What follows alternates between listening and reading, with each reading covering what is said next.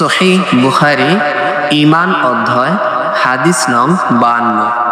নোমান ইবনু বশির রাদিয়াল্লাহু তাআলা আনহু থেকে বর্ণিত, তিনি বলেন, আমি আল্লাহ রাসূল সাল্লাল্লাহু আলাইহি ওয়াসাল্লামকে বলতে শুনেছি যে হালাল স্পষ্ট এবং হারামও স্পষ্ট, আর এ দুয়ের মাঝে রয়েছে বহু সন্দেহজনক বিষয় যা অনেকেই জানে না। যে ব্যক্তি সেই সন্দেহজনক বিষয় হতে বেঁচে থাকবে সে তার দ্বীন ও মর্যাদা রক্ষা করতে পারবে, আর যে সন্দেহজনক বিষয়সমূহে লিপ্ত হয়ে পড়ে তার উদাহরণ সে রাখালের ন্যায় যে তার পশু বাদশাহর সংরক্ষিত চারণভূমির আশেপাশে চরায়। অচিরেই সেগুলো সেখানে ঢুকে পড়ার আশঙ্কা রয়েছে।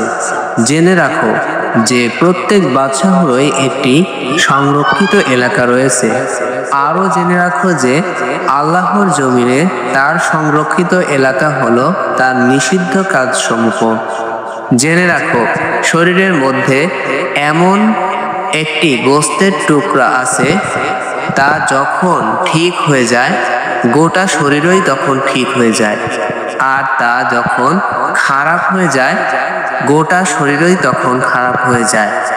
জেনে রাখো সে গোস্তের টুকরোটি হলো কল্ব বা অন্তর।